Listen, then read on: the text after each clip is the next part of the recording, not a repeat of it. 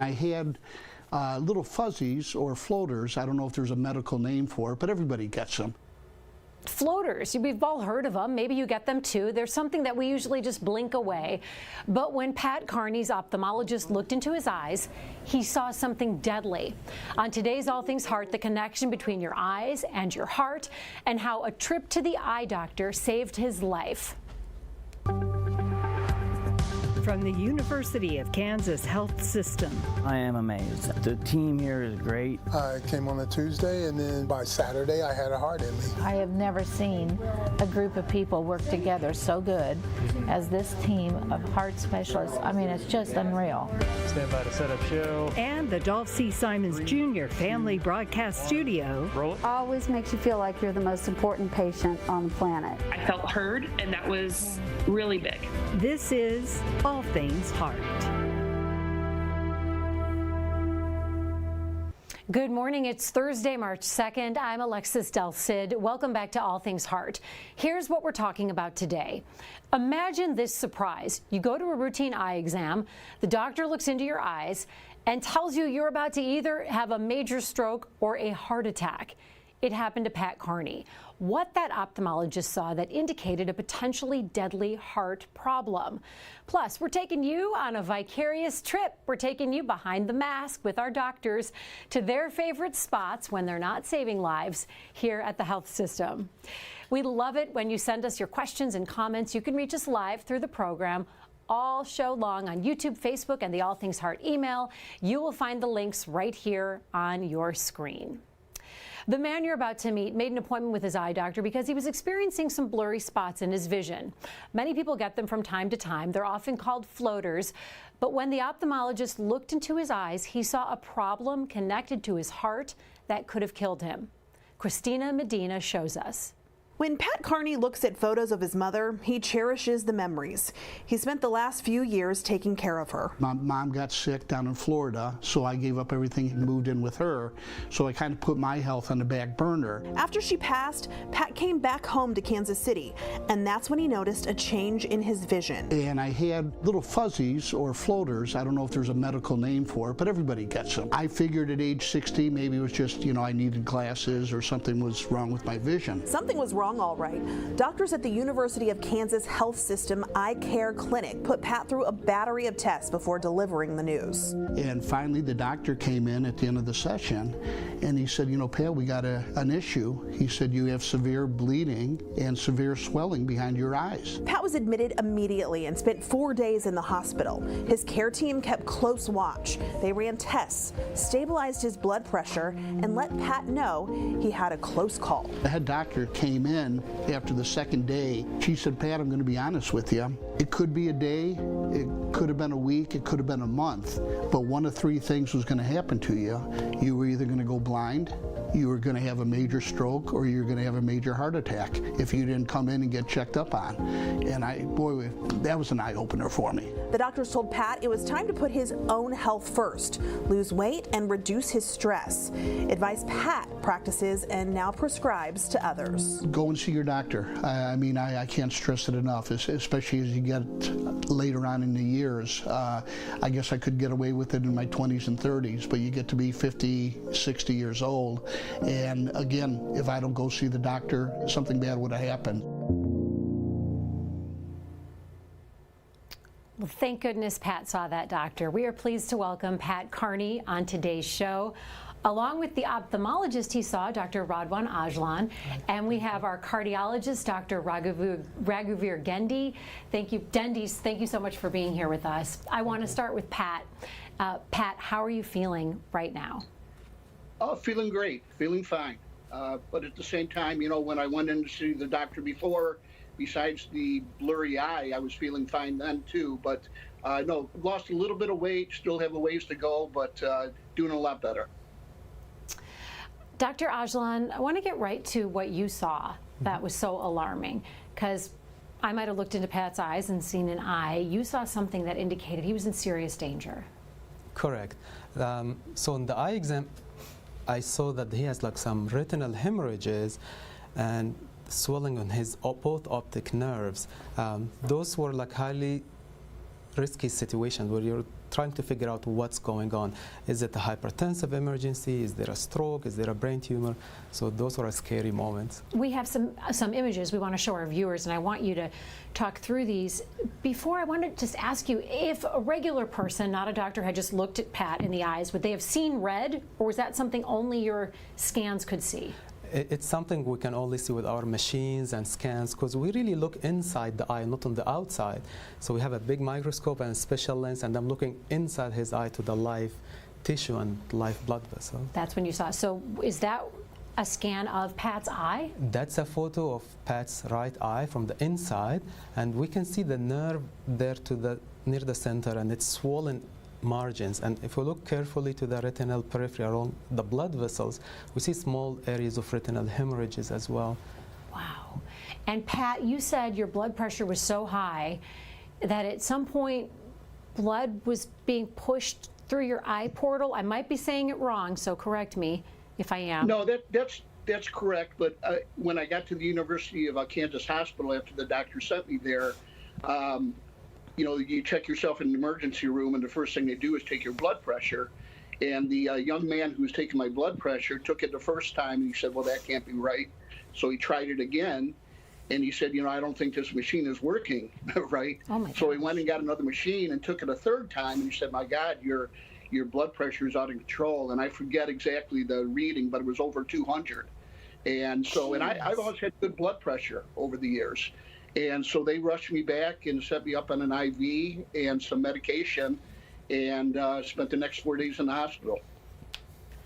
Dr. Raghuveer Dendi is a cardiologist here at the University of Kansas Health System, and I'm so happy that you're here with us on this episode, because we always talk about, and we talked about it at the beginning of the program, the eyes are the window to the soul.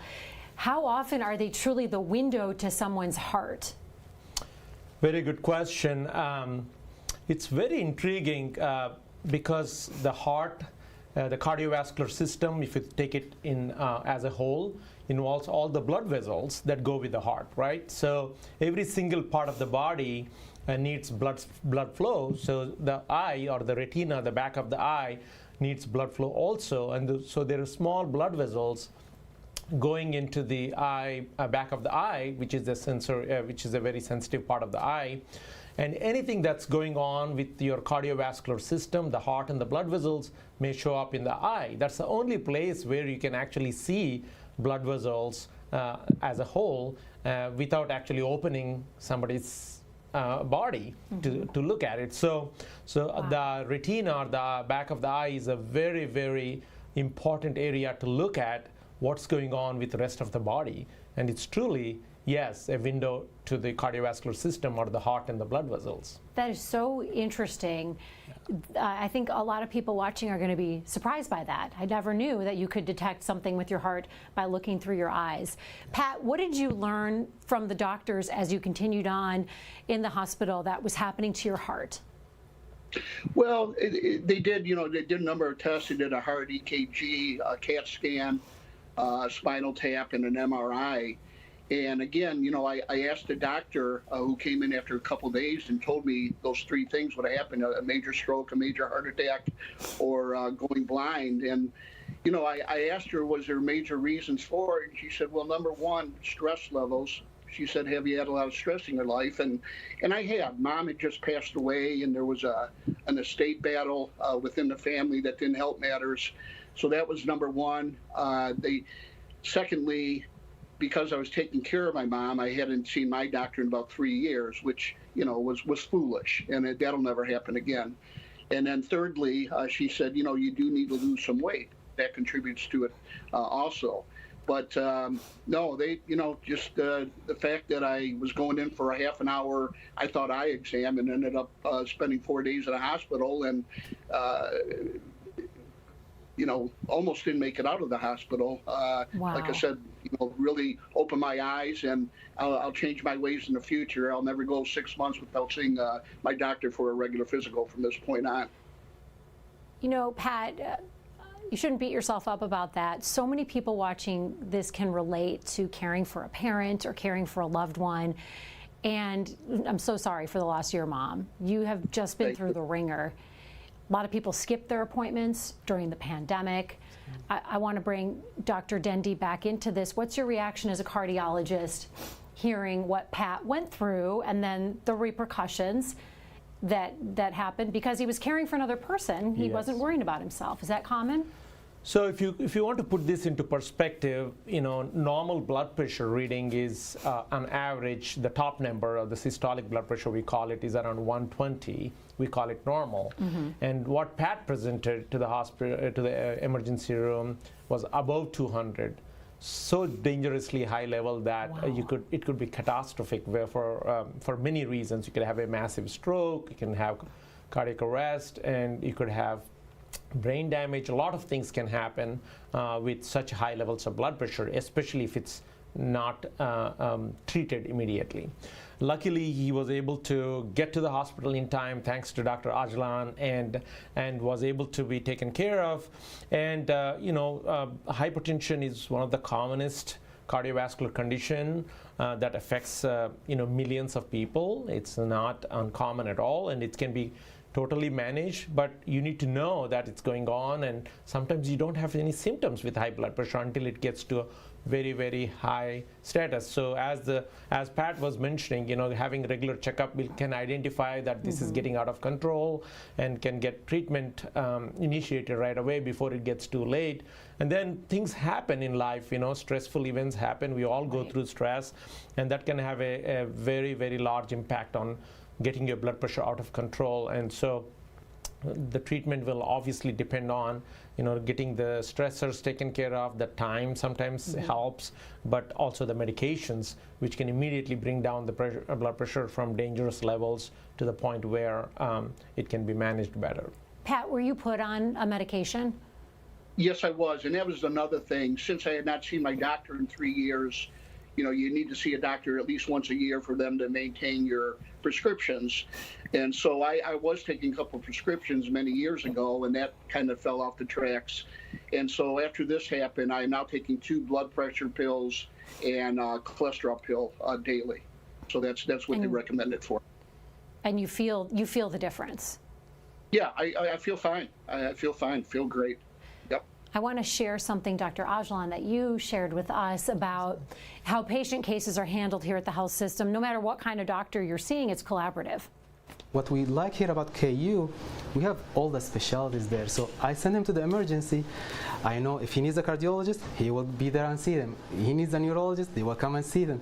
So it's like one station. They will figure everything out, and they will take care of him. And that's something that we often hear patients talk about, is that they feel like there's a whole team of all these different experts working on their case. Were you able to better understand what was happening with your body and your eyes and your heart, Pat, because of that? Oh, absolutely. The doctors, starting with Dr. Ajlan and moving on to the hospital, they were great. I saw a number of doctors. They each came in, after the MRI, after the CAT scan, after the spinal tap. Each explained what was going on. And they really gave me a good explanation of what was going on overall. I want to go to some questions that we're getting from our viewers in the community, and we have one that came in from Linda.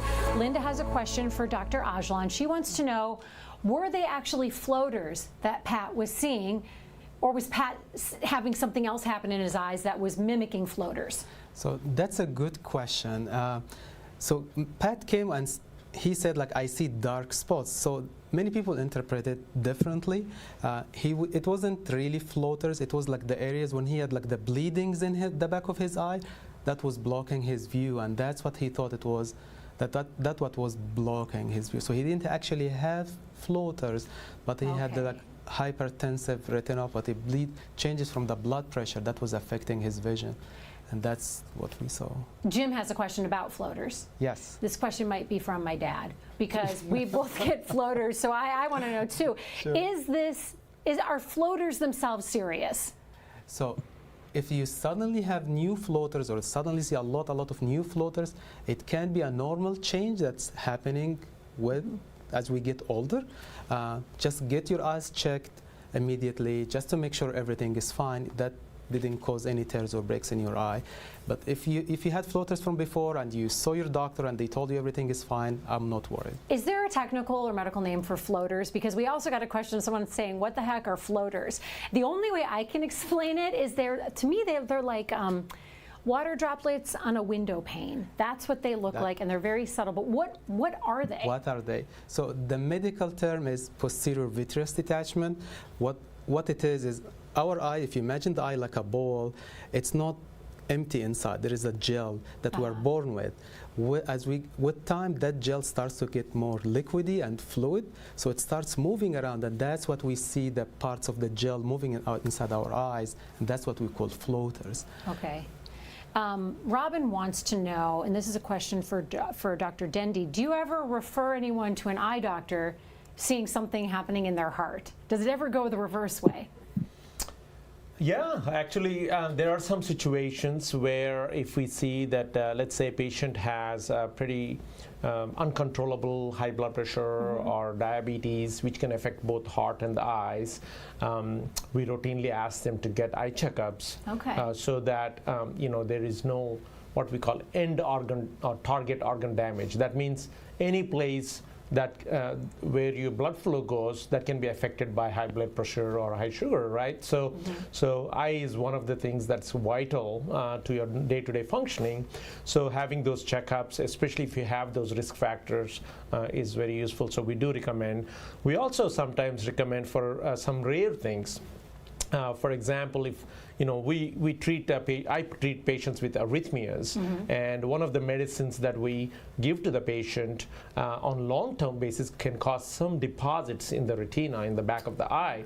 So we want them to be followed. The medicine is called amiodarone, and so for those of you taking amiodarone, once a year you need to go to the eye doctor to make sure there are no amiodarone deposits in the back of the eye, and also it can rarely cause inflammation of the optic nerve that goes to the back of the eye. So we routinely recommend patients to see the eye doctor at least once a year, specifically for that reason. And then you just touched on a question that we also have from a viewer asking, how often do you need to get an eye exam, even if you don't wear glasses and you don't have any vision problems? Dr. Ajlan, how often? So that's a good question. It depends on the age and what else does the patient have. If we go to the American Academy of Ophthalmology, the recommendation for adults, get at least one full eye exam in your 20s, get at least 2 eye exams in your 30s, and get a complete eye exam once you're 40 years old. And your doctor will let you know how frequent they want to see you afterwards. In general, if someone is 65 years or older, they get their eyes checked every year or 2 for age-related conditions like diabetes, macular degeneration. The recommendation as well is if you have diabetes or high blood pressure or family history of eye disease, get your eyes checked now, and then your doctor will let you know how frequent do they need to see you. And right now we're sharing video with our viewers of you in action, doing your thing. Awesome. Given an eye exam. If you have any questions, Oh, may I add one thing too that I failed to mention earlier? I did have a follow-up with Dr. Ajlan about a month and a half, 2 months after I was in the hospital, and the bleeding had subsided completely. There was no more blood. There still was a little bit of swelling, but obviously the medication was working. And actually, I'm going to see him again on April 4th to make sure that the swelling is gone also. So. It must feel good to see a patient doing so well after you detected something so scary. I'm happy for Pat, and I'm happy we were here at KU and he got what he needs. So it's really incredible. We also have a QR code up on our screen right now. If you have any questions on eye care or you'd like more information, if you scan that QR code, it'll take you straight to our eye care homepage where you can find out all about the different types of disorders and different problems that our doctors here treat. Amanda has a great question. Amanda wants to know, are there certain foods you can eat that are good for your heart and good for your eyes? I remember always hearing as a kid carrots. Is that true? Actually, it is true. So again, the American Academy of Ophthalmology recommended certain foods that can promote the health of your eyes. So carrots and orange colored vegetables, they have a lot of vitamin A, so that's good for the eye. Also vitamin C, so is like in a lot of vegetables and fruits like oranges and lemon. They recommend also vitamin E foods that have vitamin E like avocados or almonds, and green leafy vegetables like kale or spinach or lettuce has a lot of lutein and zeaxanthin. And for zinc, they say beans or poultry or fish. So those are, like if you want to get those vitamins from the food, some people cannot eat those foods because of other health issues, so they're also available in the vitamin pill. Dr. Dendi, you're nodding your head vigorously, yes. Yeah, I'm thinking. Same recommendations? Yeah, whatever is good for the eye is good for the heart. Right. And the key there is trying to get all the vitamins that a body needs through natural form, if possible. You know, all the colored vegetables and green leafy vegetables.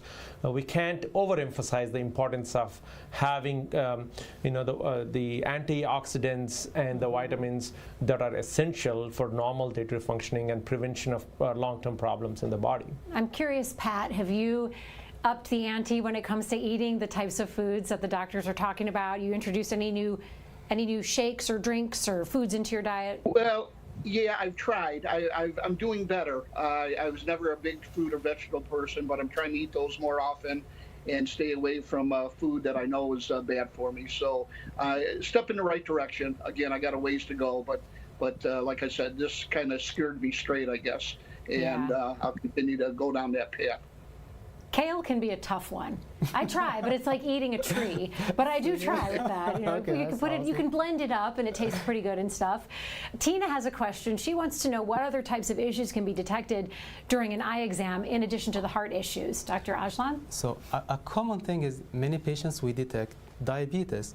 We can detect high cholesterol in the eye exam. If somebody had a tumor and have it metastasized to the eye, we detect those and send them immediately to our colleagues. Some other eye infections can give us clues about systemic body infections as well. Interesting. And like we have a few patients who have, like it's like, yeah, I can tell you my infectious disease doctors know me very well. Because you're always referring people to different specialists? Yes. From what you see looking into their eyes? Especially like syphilis, viral infections, wow. TB. So that's huge. Yeah, the eye is the window to the body. Denise wants to know what would have happened, and I think, Pat, this is probably what scared you straight, what the doctors told you. What would have happened if you hadn't gone to the eye doctor that day? And Pat was told one of 3 very bad things would have happened. How long do you think, I'll start with Dr. Dendi, how long, hearing this, you think he could have put off going to the doctor? Not very long. The first thing was, Dr. Ajlan will tell you, vision loss would have been, it could be reversible if it's not taken. Irreversible vision loss. Yeah. Wow. And then, but more importantly, even going further, with the hypertension crisis, we call it a crisis for a reason. The brain can be affected. You can have altered sensorium. That means patient became disoriented and unable to take care of himself. You can have a stroke, either bleeding stroke or embolic stroke, more commonly a bleeding stroke with this type of situation where suddenly a blood vessel can rupture inside the brain and can cause a massive hemorrhage and causing damage to the brain and causing a major stroke. Again, you could have what we call hypertensive cardiomyopathy and heart failure if that goes on for weeks like that. And in rare cases, if you're already having cholesterol plaques in the arteries, that can get loose and cause a different type of strokes and heart attacks. Gosh. So many things can start from there and become a full-blown clinical syndrome after that. Angela just asked this question on our Facebook page. Is there always a connection to the heart if you have an eye bleed? I've never heard of someone getting an eye bleed. So is that common? It's a common thing. Okay. It depends what caused the eye bleed. It can be related to the heart, like someone like Pat when he had like a high blood pressure. Right. Some patients on blood thinners, they can have eye bleed. Sometimes if patients rub their eye or get hit to their eye, they'll have an eye bleed. So it's not always heart related? Not always, but very many times it's heart related. So okay. I'll say make sure check with your doctor, make sure the blood pressure is fine, and they figure out why you're having the bleeding. It's not normal. Another question to piggyback on that from Facebook. If someone is on blood pressure meds and taking too much, can that cause an eye bleed? Do you want to take that one, Dr. Dendi?